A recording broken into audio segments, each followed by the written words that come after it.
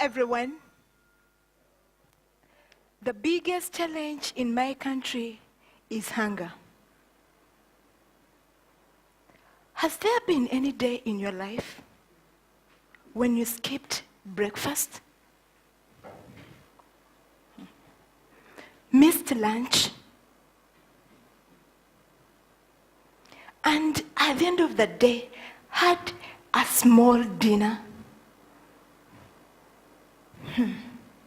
You wake up the next morning, you could feel some funny music from your stomach, and your stomach growling with pains of hunger. Would you feel weak at all? Now, I want you to imagine going through this situation for a week, a month, a year. I am very sure you'll be able to tell your own story of hunger. I will share with you my own story, personal story of hunger. I grew up in an urban slum of Namuwongo Kampala in Uganda. This slum is densely populated with migrants and citizens who are very poor and jobless. The structures of the houses in this slum area are built with mud and wooden poles with limited verandas and small paths that link to other houses. My mother was a small trader. She was single-handedly raising me and my 3 young siblings in a one-roomed house. We often ate 1 meal a day, and for many weeks upon a time. My education was a challenge because of our poverty. My mother worked so tirelessly to pay for my school fees. But even some of those days I attended school, I did so with an empty stomach. This affected my academic performance and prevented me from achieving my full potential. Though, through my mother's encouragement, I made it to high school. Yes, talking about high school. During one of my holidays, I met someone who became very important to me. Who was this? In a great scheme of things, she was someone not so special, just an old lady in my neighborhood. But for me, she was very special. Grandmother Magdalena. Grandmother had a garden next to her house.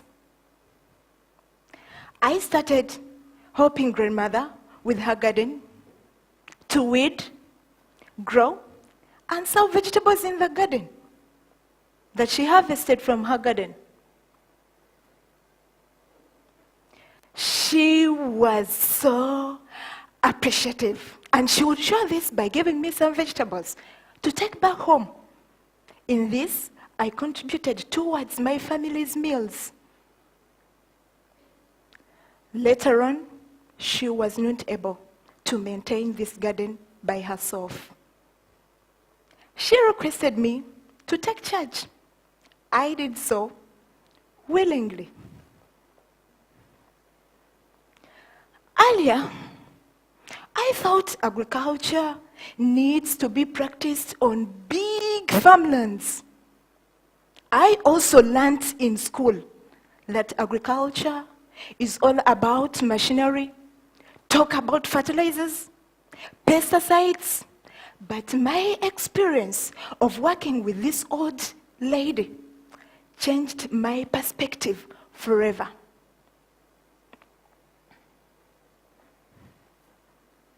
Then I decided to try and practice it in my home. It was able to supplement our meals.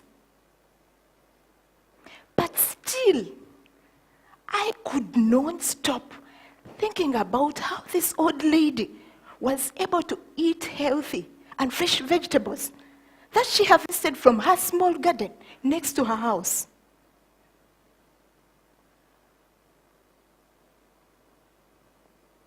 As I said before, Namuwongo is a slum area where people are very poor, and survival is a daily challenge. They survive on $1 and less than 2 meals a day.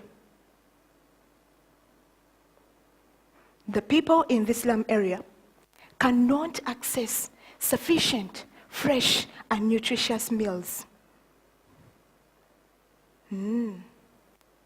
If it was able to work for me, why not share this great idea to other people? Therefore, I want to start a social venture in my community called Harvest for Living. Harvest for Living is initiated to change the people's mindset in the slum area of Namuwongo. We are going to start with the 25 poor families in this slum area. We are going to offer them free trainings and workshops. We are going to train them in urban farming skills. We will also teach them how to utilize the limited space they have around them by growing their own vegetables, planting them in old buckets and tins. I am very sure the beneficiaries will be in position to eat nutritious meals.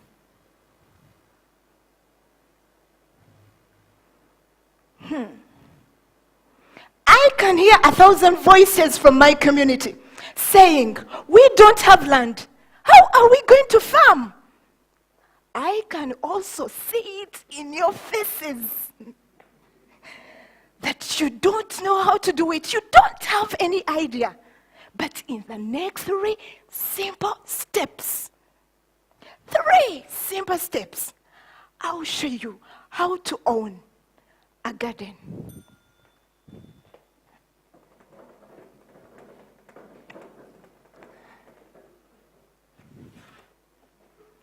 This is an old tin. It's called trash. And this is soil, earth. This is a tomato seedling.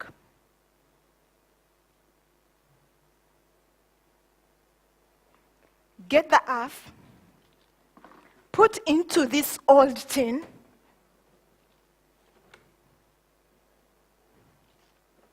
take your time.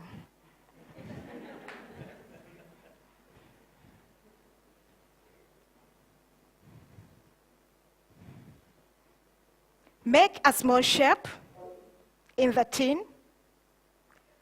Slowly and gently get the seedling, plant it in the tin, cover it with some soil gently.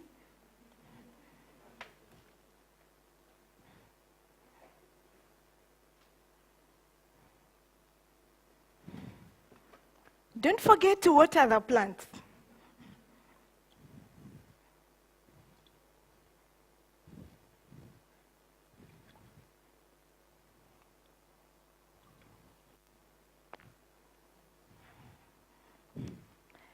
Here is your garden. Thank you.